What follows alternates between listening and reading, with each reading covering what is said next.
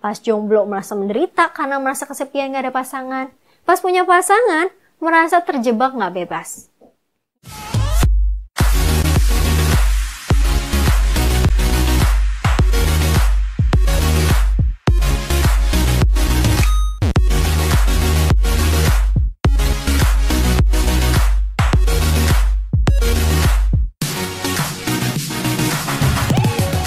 Halo teman-teman, ketemu lagi dengan Joy di channel Joy Pilabella.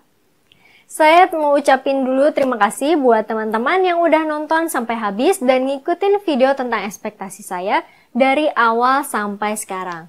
Dan ini adalah video terakhir untuk penjelasan tentang gimana cara handle ekspektasi. Di video yang sebelumnya, yang ada di link di atas, saya ngebahas langkah awal yang perlu dilakukan, yaitu mengenali dan mengakui. Kemudian ada beberapa langkah untuk melepaskan masalah ekspektasi.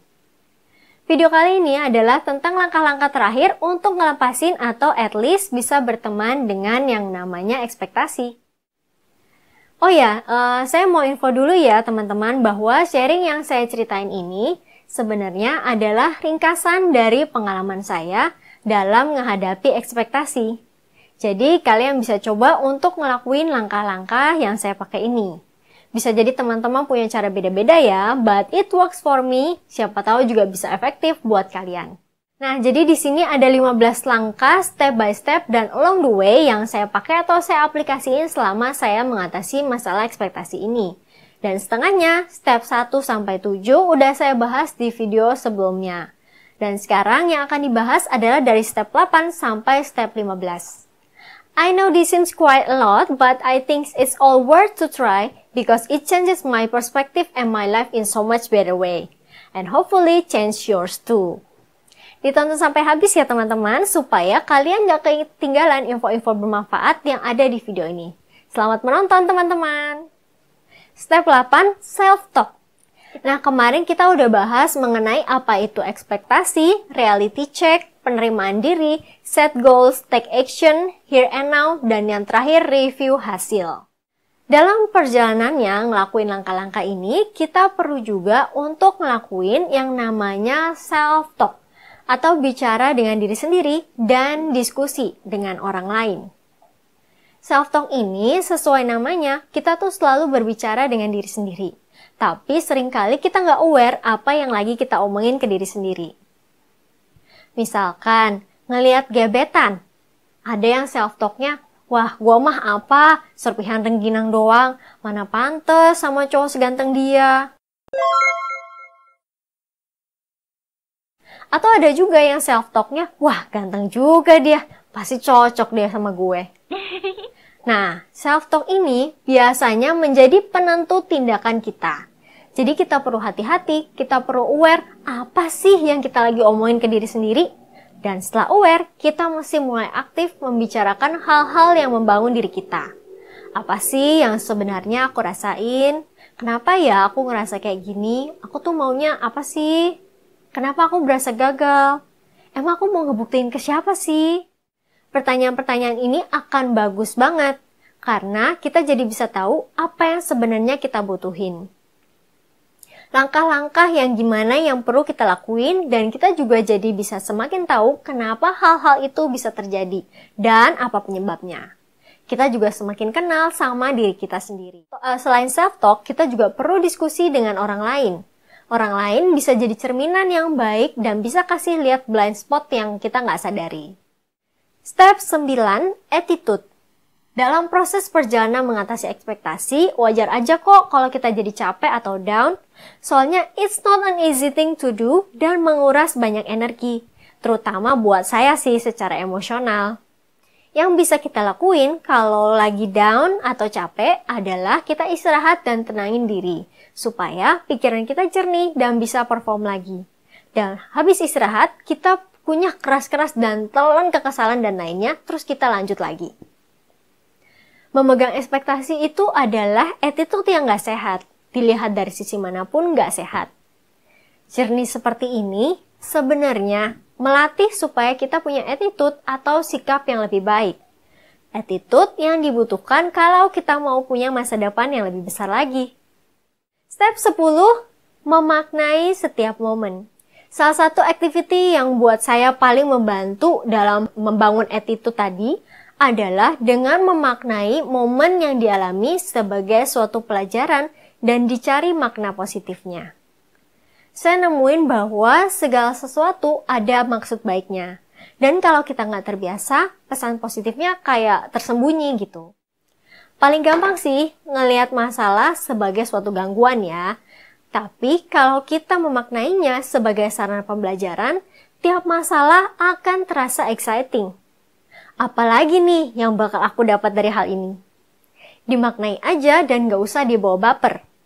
Dengan memaknai atau simpelnya refleksi diri lah ya, kita jadi bisa ngebayangin dan ngerasain sikap dan attitude macam apa yang kita butuhin supaya bisa mencapai goals yang kita mau. Step 11.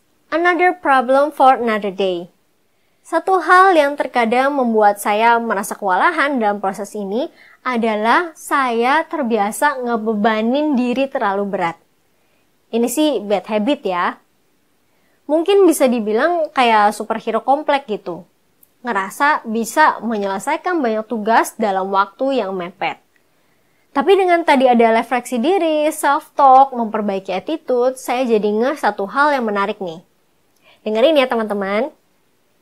Hidup banyak masalahnya. Hari ini ada masalah, masa depan ada masalahnya sendiri lagi. Masalah nggak pernah habis. Yang perlu kita kerjain sekarang adalah masalah sekarang. Biarin masalah masa depan dikerjain di masa depan. Gimana kedengarannya buat kalian? Ketika kita mau nyelesain semua masalah pada saat ini juga, kita sebenarnya lagi terjebak ekspektasi mengenai kemampuan diri kita. Balik lagi coba cek fakta. Bisa nggak sih kita nyelesain semua masalah pada satu waktu yang terbatas? Impossible loh. Dan nggak realistis. Another problem for another day. Ini yang menurut saya sehat.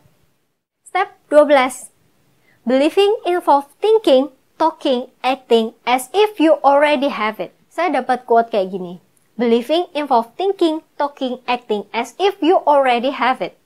Maksud acting di sini bukan hal yang negatif ya. Misalnya, oh ya saya mau jadi orang kaya dan punya banyak uang. Ya udah, saya hambur-hambur uang juga kayak orang kaya.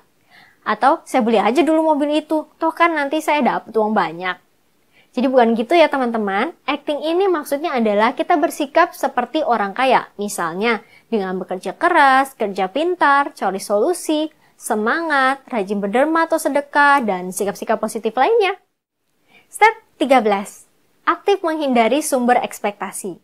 Menurut saya, ini salah satu step yang paling praktis. Aktif menghindari sumber ekspektasi.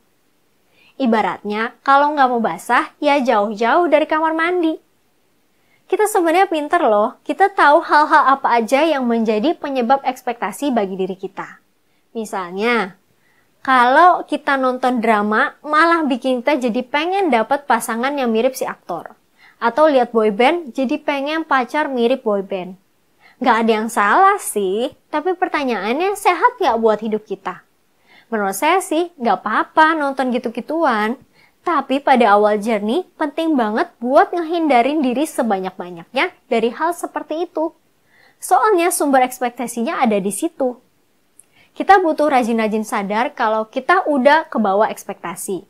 Karena kalau semakin lama dibiarin, maka dia akan bisa semakin besar dan semakin sulit dikontrol.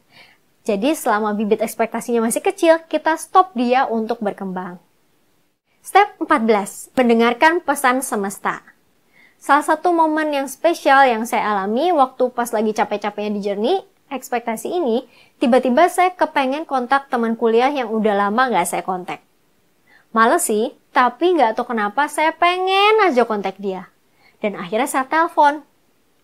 Obrolannya obrolan santai aja sih, tapi tahu-tahu dia kasih celetukan yang saya butuhin. Santai aja, nggak usah dipusingin, gitu katanya. Omongannya bijak, padahal biasanya dia cuma suka bercanda doang. But that's how universe works. Nanti bisa aja dikasih tahu lewat orang atau situasi yang nggak kita duga. Jadi stay calm dan coba dengerin pesan dari semesta ya teman-teman. Step 15 dan step terakhir, enjoy your life. Dari semua ilmu yang saya semua saya pernah pelajari, semuanya berujung sama, yaitu happy. Ketika nggak happy, semua akan terasa nggak berharga. We should enjoy the process. Karena semua ini adalah hal yang baik yang terjadi di hidup kita. Semua kondisi itu ada baik buruknya masing-masing. Gak ada yang lebih buruk atau lebih baik, hanya kadarnya aja yang berbeda-beda.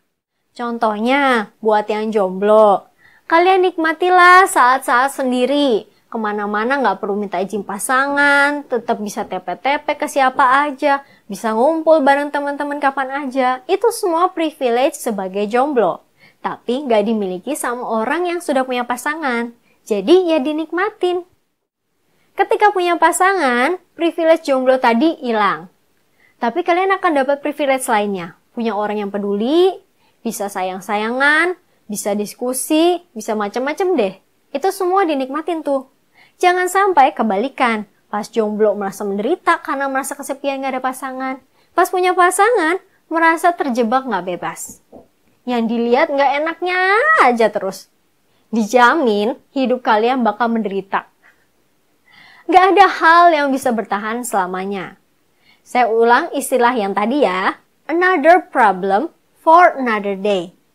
Biarlah masalah-masalah di masa depan biar di depan aja. Apa yang lagi kita punyai dan hadapi saat ini ya fokus aja dulu di saat ini. Sambil ngejalanin hari, sambil ngedengerin pesan dari semesta ya teman-teman. Kadang-kadang semesta suka kasih clue atau pesan-pesan ke kita yang bisa menguatkan kita atau ngebantu kita dalam menyelesaikan atau menghadapi sesuatu. Oke deh teman-teman, jadi segitu dulu ya sharingnya. Ini semua cara dan pengalaman yang saya lakukan dan alami. Kalau teman-teman caranya gimana? Sekali lagi saya mau ucapin terima kasih buat teman-teman yang udah ikutin video tentang ekspektasi saya sampai terakhir dan nonton video ini sampai habis. Kalau teman-teman juga punya cara-cara yang efektif untuk ngehandle ekspektasi, saya welcome banget loh. Siapa tahu teman-teman juga punya cara-cara yang jitu untuk ngehandle ekspektasi. Oh ya teman-teman, saya tahu video saya masih belum sempurna dan masih banyak kekurangan di sana dan di sini. Tapi yang pasti saya terus belajar untuk ngembangin videonya supaya semakin hari semakin baik dan bermanfaat buat teman-teman semua. Dan saya open banget terhadap feedback dari teman-teman. Jadi kalau teman-teman merasa ada yang bisa saya tingkatin, entah tentang topiknya, cara berbicaranya, atau hal-hal lain yang bisa ditingkatin, teman-teman bisa langsung kontak aja ya. Saya juga punya Instagram, namanya Joy Hypnotherapy. Kalau teman-teman mau kasih saran, bisa juga DM ke IG itu ya. Atau kalau teman-teman punya topik yang pengen saya bahas, terkait relationship, cinta, keluarga, pekerjaan, emosi negatif, dan hal-hal lainnya di kehidupan sehari-hari, teman-teman bisa komen di bawah ya. Kalau teman-teman suka dan merasa terbantu dengan video ini, teman-teman bisa like, subscribe, dan share supaya semakin banyak orang yang mendapatkan pesan positif ini. Oke deh, kalau gitu sampai di sini dulu videonya dan sampai ketemu lagi di video saya selanjutnya. Bye-bye!